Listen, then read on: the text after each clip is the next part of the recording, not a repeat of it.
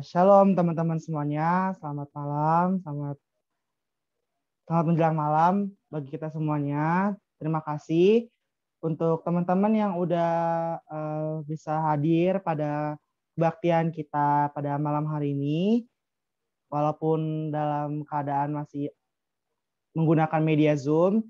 Kiranya teman-teman masih bisa tetap semangat dan semoga berharap kita bisa bertemu saat sudah mulai efektif lagi. Oke, sebelumnya kita akan mengangkat satu pujian. Kita akan mengangkat pujian bersuka dalam Tuhan.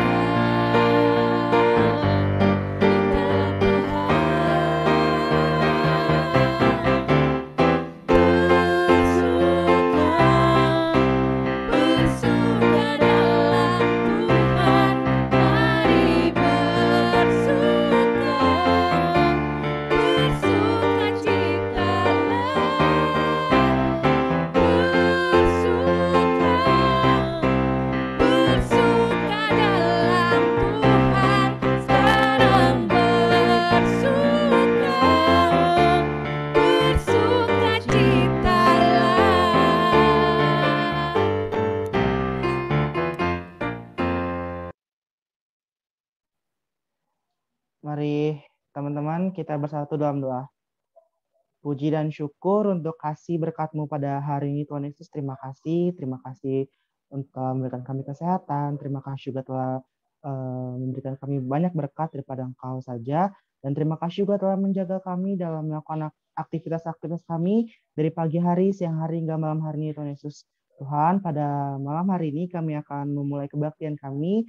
Kiranya kebaktian kami pada hari ini bisa berjalan dengan lancar tanpa adanya hambatan apapun dan kekurangan sedikit pun dalam kebaktian pada malam hari ini. Dan kami juga berdoa Tuhan Yesus untuk teman-teman kami yang tidak bisa hadir pada pertemuan pada malam hari ini.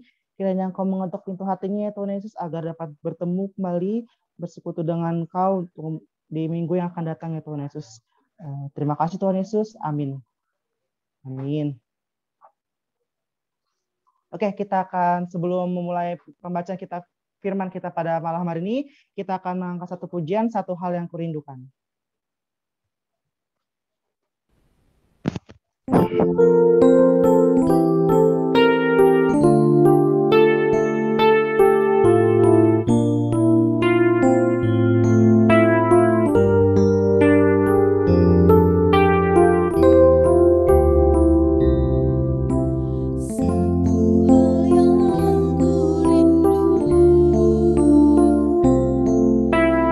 Terdiam di dalam rumah-Mu.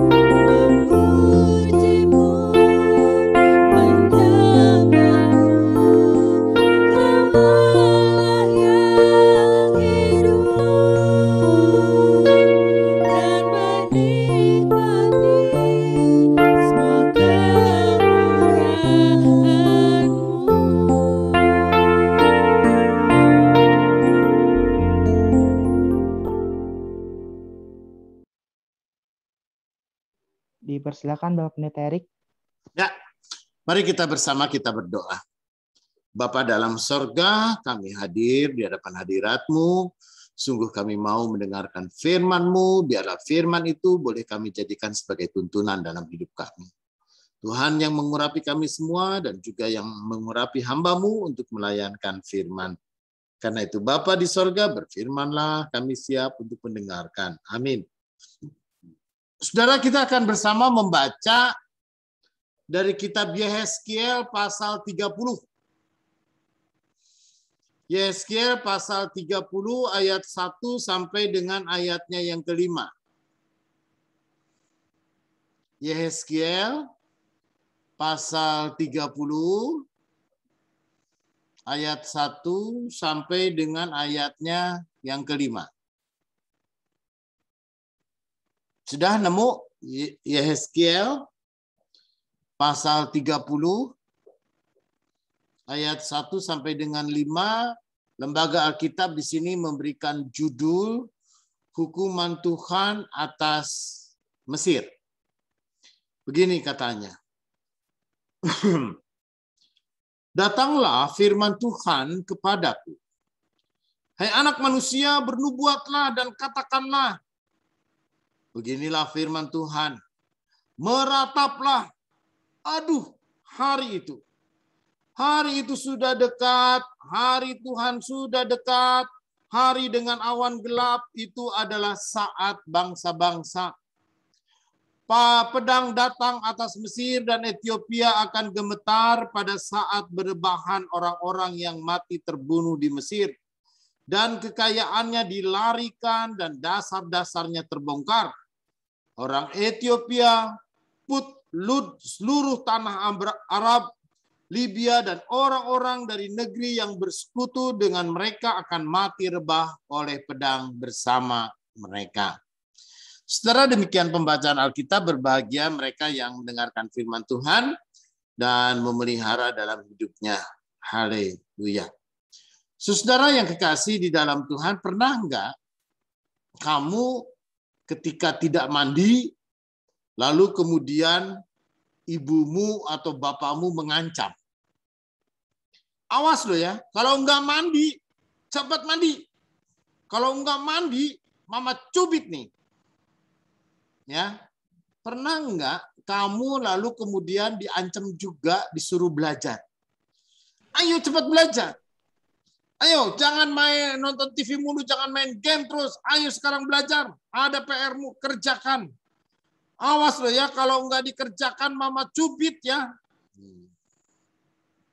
Jadi, saudara, apa sih manfaatnya ancaman? Kalau saya rasanya saya sebagai orang tua nggak pernah ngancem ya sama anak. Itu maksudnya mandi loh, kalau nggak mandi papa pukul. Nggak pernah. Saya nggak pernah seumur hidup. Ya, anak-anak saya tidak pernah saya mengancam dengan kekerasan. Tapi saya kepada anak saya akan mengatakan cepat mandi. Kalau tidak kamu mandi, nanti badannya gatal-gatal. Logis. Ayo cepat mandi. Badanmu bau, badan kamu kotor. Ya, kalau tidak nanti kuman-kuman hidup di kulitmu, lalu kemudian kulitmu itu akan membuat kulitmu itu menjadi kering, lalu kemudian gatal. Ayo mandi, cepat mandi, mandi pakai sabun yang bersih, lalu kemudian mandi, lalu kemudian berendam kalau perlu, gitu ya. Oke. Nah, jadi saudara saya pun juga akan mengatakan cepat kamu belajar. Nanti kalau kamu belajar, kalau kamu tidak belajar, kamu nggak pinter.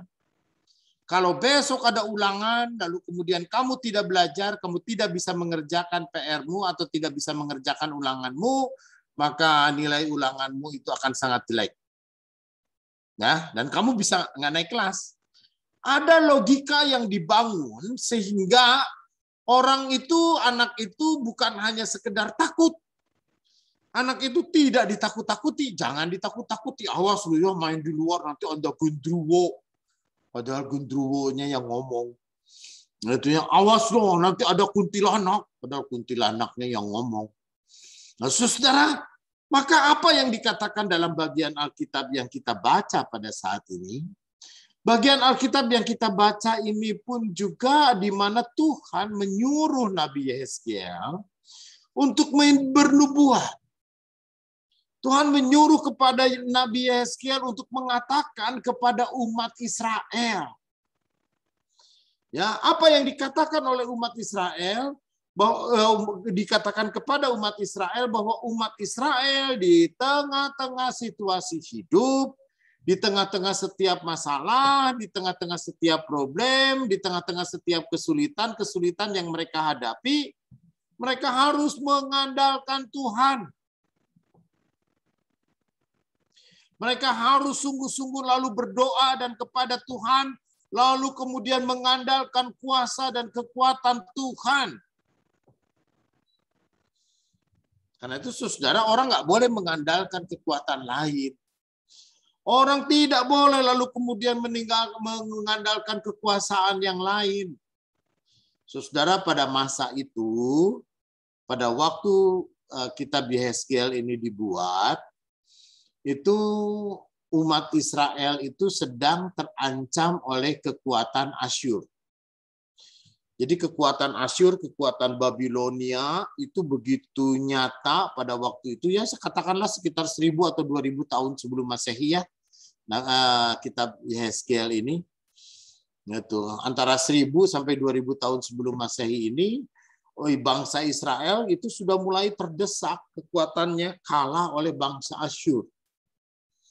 Ya, Syria. Jadi negara Syria itu sudah ada ribuan tahun. Ya, Mesir, Ethiopia, itu negara-negara yang ribuan tahun yang lalu itu sudah ada. Libya, ya daerah itu Arab sudah ada.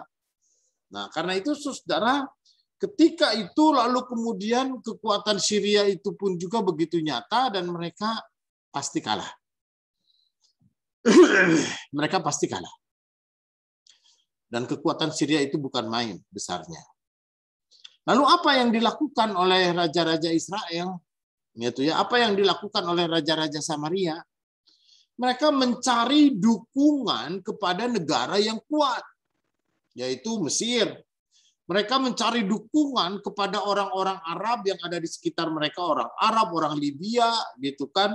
Mereka pun juga mencari dukungan orang Put, orang Lud, dan seluruh Arab. Jadi saudara, ini sudah biasa dilakukan. Ya, misalnya kalau saudara mau membaca sedikit, cari tahu tentang Afghanistan, gitu. Dulu Afghanistan ini didukung oleh Amerika, gitu ya, untuk berperang melawan Iran, ataupun juga untuk pemerintahan waktu itu. Nah, ketika didukung oleh Amerika, tetapi ada kesalahan besar. Yaitu ketika Taliban ini pun juga Taliban ini didukung oleh Rusia. Mereka menyembunyikan Osama bin Laden, sehingga pemerintahan Afghanistan didukung oleh Amerika untuk memerangi Taliban. Itu kan Taliban sendiri nggak punya senjata, nggak punya uang untuk perang, dari mana? Gitu ya, orang Afghanistan juga gitu, nggak punya duit, ya orang duitnya Amerika lah yang dipakai. Itu mereka diadu untuk di negaranya, gitu kan, atas dukungan negara-negara besar. Itu di mana Taliban didukung oleh Rusia, lalu kemudian Amerika mendukung pemerintahan Afghanistan. Akhirnya mereka juga habis duit kali ya, terus mereka kalah. Nah, saudara, ketika itu Israel pun juga minta dukungan dari siapa? Negara kuat. Israel pun juga mencari dukungan dari negara mana? Negara superpower ketika itu, ya Mesir. Kenapa dia nggak mungkin untuk itu? Karena Syria itu yang sedang menyerang dia. Gitu. Nah, peperangan inilah lalu yang kemudian kata Tuhan, ya katakan, merataplah, aduh, hari itu adalah hari kegelapan. Kalau kamu mengandalkan Mesir, kamu mengandalkan Arab, kamu mengandalkan Ethiopia, kamu mengandalkan Put-Lut, orang Arab, orang Libya, orang manapun, kalau kamu mengandalkan Tuhan, kamu mengandalkan manusia, kamu mengandalkan orang, kamu mengandalkan kekuatan politik dan kekuatan orang ketika itu, kamu akan hancur. Israel akan hancur. Ya, bahkan ayat keempat, pedang juga akan datang kepada Mesir, Ethiopia pun juga akan gemetar. Mereka akan berlebahan, mereka akan terbunuh, Mesir pun juga akan kalah. Ya, karena itu sudah jangan melawan, artinya juga berserah kepada Tuhan, ikutin cara Tuhan. Nah, saudara yang kekasih, sampai di sini ya kita bersama kita merenung. Ketika kita semua punya masalah. Ya, saya percaya sih anak-anak remaja aja udah punya masalah. Mungkin di antara kamu sekarang yang ada yang sedang patah hati. Itu ya, patah hati itu kayak apa? Kayak penggaris putus kali ya. Atau di antara kamu anak-anak remaja sekarang pun juga ada yang sedang merasa ditolak. Sedang ditolak, Pak. Sakit aku. Kenapa? Aku bertepuk sebelah tangan. Cintaku ditolak. Alah. Ya.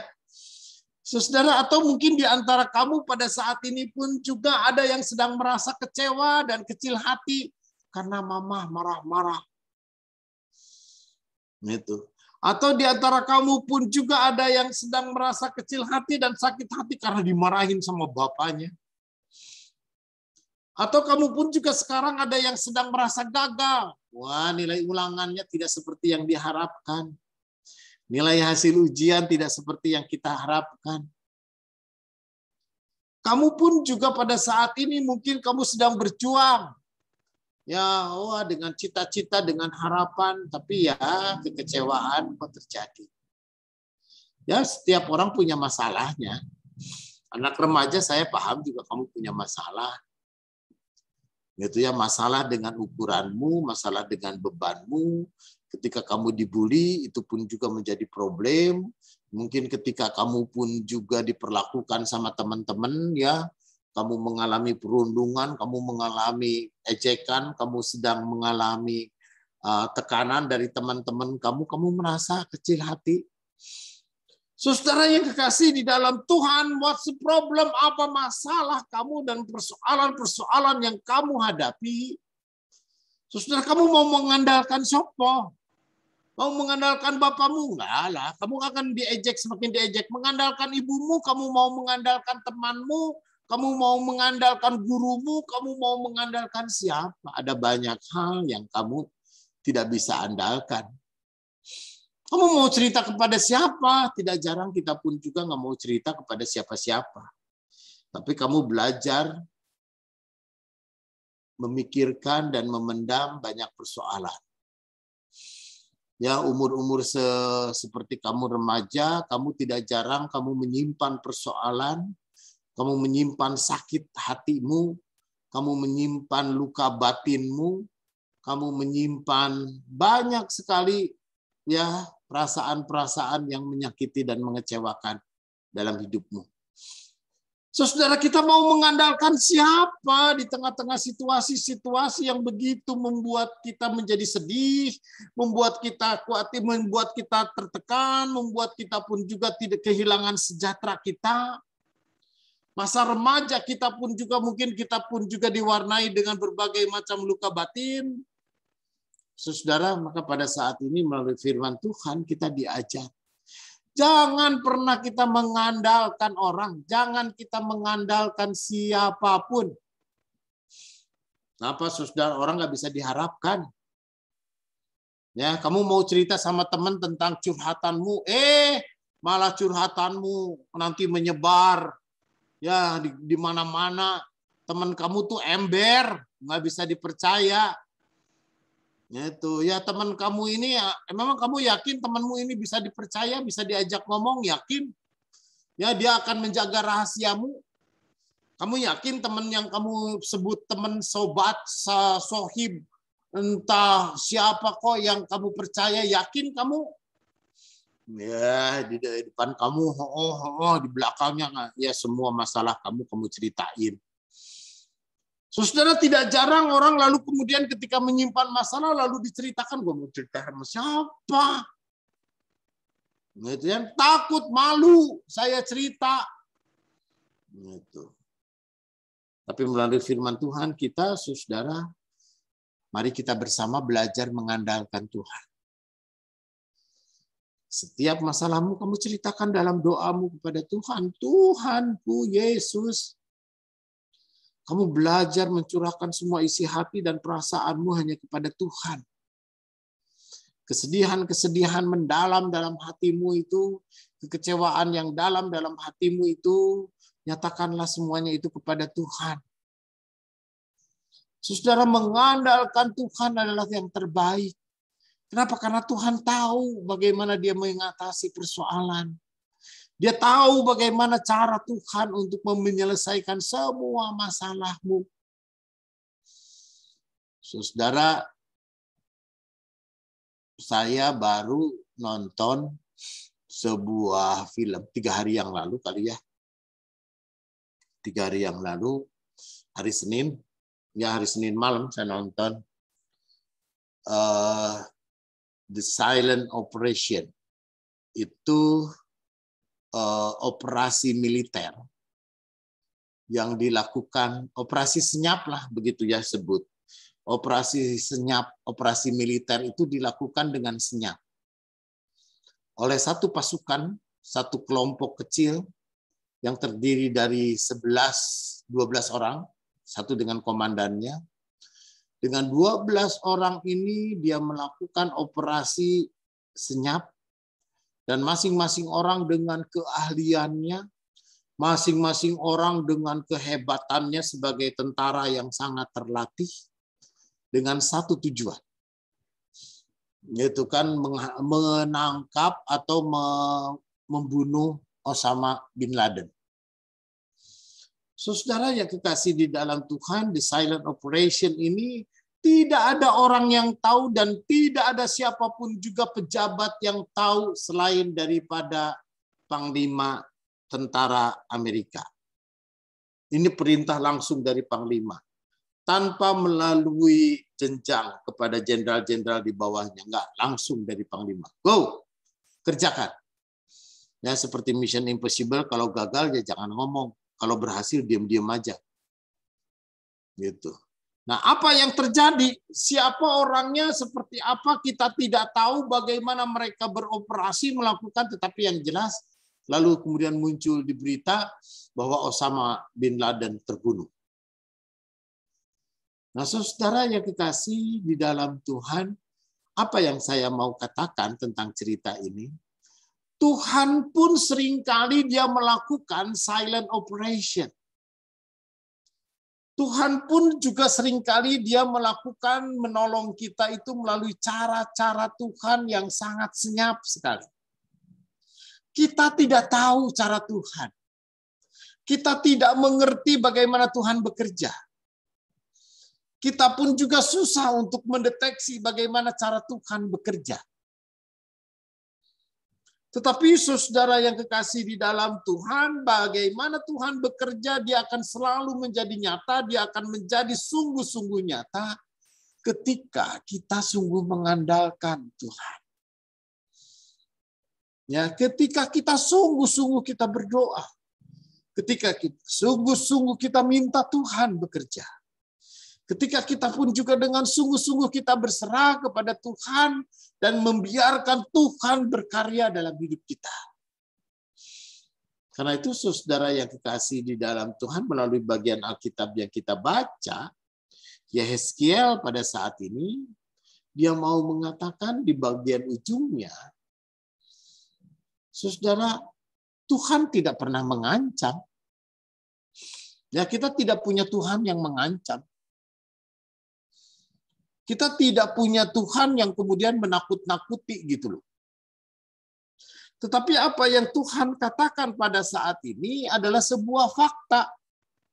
Kalau kamu tidak nurut, misalkan seperti anak kecil tadi, kalau kamu nggak mandi, kamu akan borokan, kamu akan gatal tangan badan kamu, sehingga kamu pun juga tubuhnya gatal-gatal.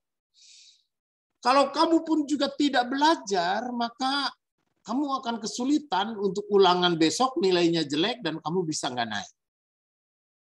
Jadi ada satu fakta, kalau kamu tidak mengandalkan Tuhan, kalau kamu tidak hidup di dalam Tuhan yang Maha Kuasa dan Maha segala-galanya, maka kamu akan apa? Kamu akan jatuh bersama dengan Mesir. Kamu akan jatuh bersama dengan Libya, dan kamu akan jatuh juga bersama dengan Ethiopia, dan kamu akan hancur bersama dengan mereka. Karena itu melalui firman Tuhan kita pada saat ini hari, dia mengingatkan, hati-hati, hari sudah dekat. Ya, Tuhan mengatakan kepada kita, kita harus melakukan apa yang terbaik dalam hidup kita. Kita percaya di tengah-tengah pergumulan dan persoalan yang kamu hadapi di masa remaja ini bukan hanya soal pandemik, bukan hanya sekedar virus corona, bukan hanya sekedar persekolahan dan pendidikan kita, bagaimana kehidupan kita hari-hari dari waktu ke waktu. Saudara, semua pergumulan-pergumulan yang kita hadapi, mungkin kita tidak tahu harus bagaimana. Tapi kamu harus percaya dan mengandalkan Tuhan. Karena Tuhan di atas semua masalah kita. Tuhan tahu bagaimana Dia menuntun kita untuk menemukan jalan penyelesaian dari setiap persoalan kita. Karena itu saudara, apapun yang kita gumuli, kita doakan, kita boleh mencurahkan semua isi hati dan perasaan kita melalui doa kita kepada Tuhan. Dan kita percaya Tuhan mengerti dan Dia tahu bagaimana mengatasinya. Amin.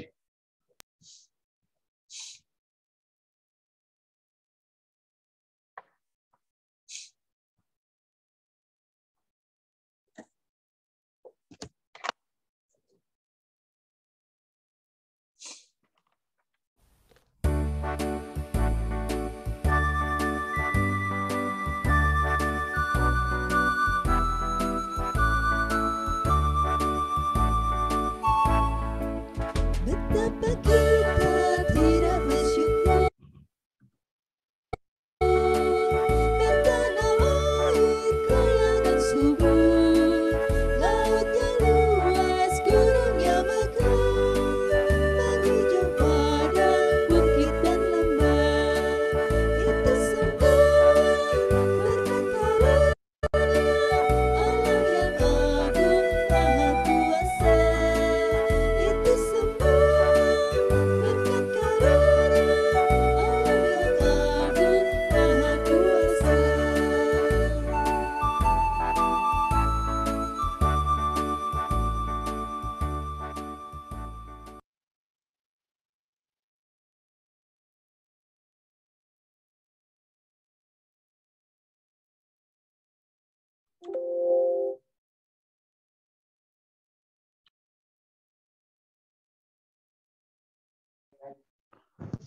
Halo.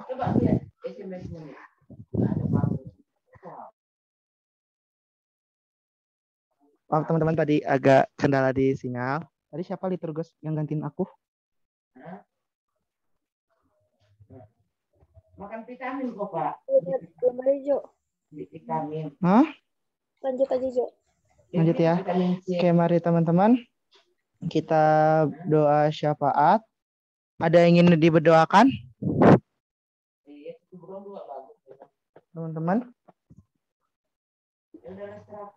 Daripada mulai sekolah Jo, udah pada tatap muka kayaknya. Oke. Besok gue TO, Ju. Oh, boleh. Ada lagi?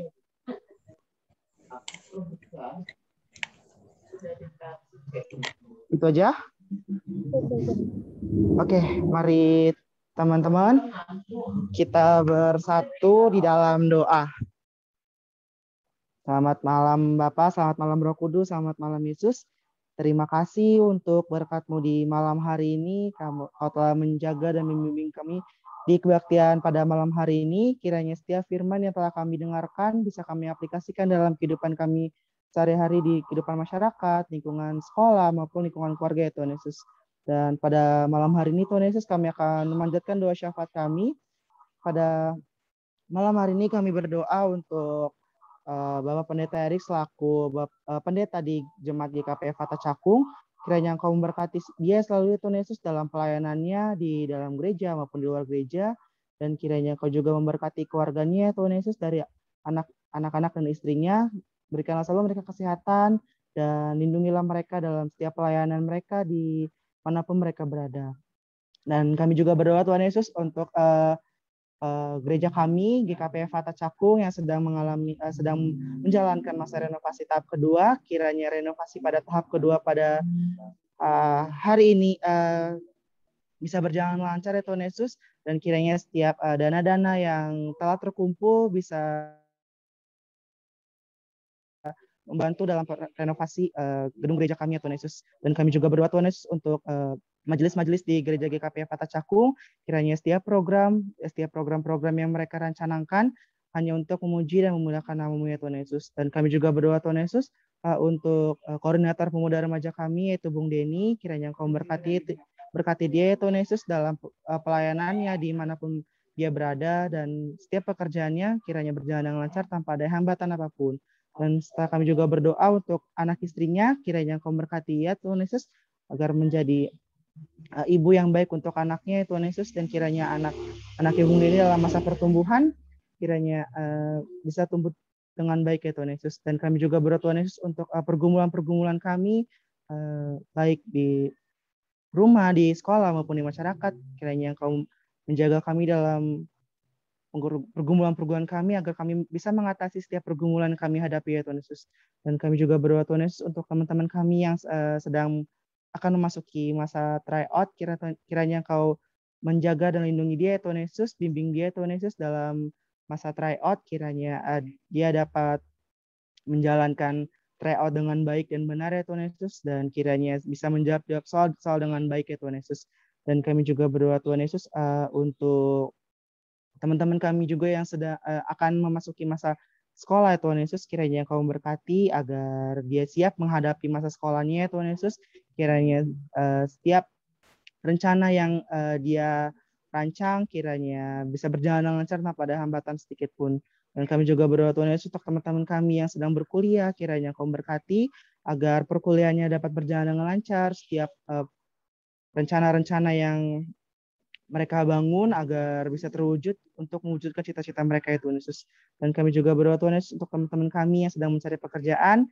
Berkatilah selalu dia Tuhan Yesus, kiranya mendapatkan pekerjaan sesuai apa yang mereka inginkan, sesuai passion yang mereka miliki ya Tuhan Yesus. Dan kami juga berdoa Tuhan Yesus untuk bangsa dan negara kami, bangsa Indonesia, kiranya Engkau memberkati selalu setiap pemerintahan yang dari tertinggi sampai yang terendah. Kiranya setiap program kerja yang mereka canangkan untuk membangun bangsa ini agar dapat terwujud dalam tangan-Mu saja ya Tuhan Yesus. Dan kami juga berdoa untuk masa pandemi saat ini, Kau berkati ya Tuhan Yesus agar masa pandemi ini dapat berlalu, agar kami dapat hidup normal kembali, dan kiranya setiap program vaksinasi yang dicanangkan oleh pemerintah bisa tersalurkan oleh masyarakat di seluruh Indonesia ya Tuhan Yesus. Dan doa yang tidak sempurna ini kami alaskan dengan doa yang Kau ajarkan kepada kami, doa Bapa kami. Bapa kami yang di sorga, dikuduskanlah nama-Mu, datanglah kerajaan-Mu, jadilah kehendak-Mu di bumi seperti di sorga. Berikanlah kami pada hari ini makanan kami yang cukupnya, dan ampunilah kami akan kesalahan kami, seperti kami juga mengampuni orang yang bersalah kepada kami. Dan janganlah membawa kami ke dalam pencobaan, tetapi lepaskanlah kami daripada yang jahat, karena Engkau yang punya kerajaan dan kuasa dan kemuliaan sampai selama-lamanya. Amin. Amin.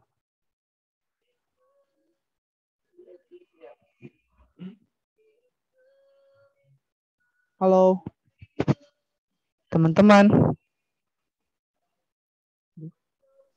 Hai. Boleh Kakak Randy di share screen lagi, Kak?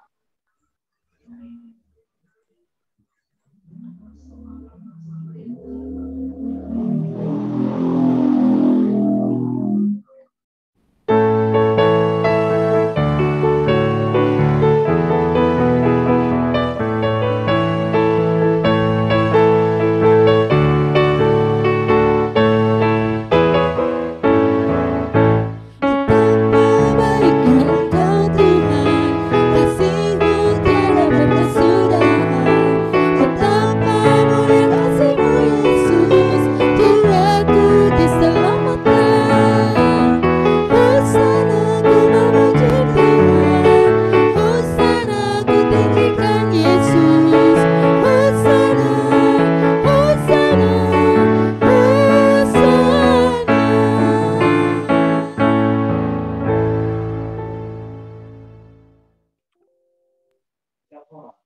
Boleh Bapak Pendeta Erik untuk berkatnya? Baik, saat kita menerima berkat Tuhan, kiranya kasih karunia Tuhan Yesus Kristus dan kasih Allah dan persekutuan Roh Kudus menyertai saudara dari sekarang sampai selama-lamanya. Amin. Bapa, terima kasih. Bapa, terima kasih. Bapa di dalam surga, ku berterima kasih.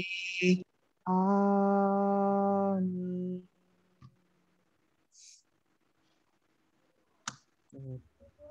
Terima kasih Bapak Pendeta Erik. Terima kasih Sama-sama. teman-teman semuanya. Maaf ya tadi sinyalnya agak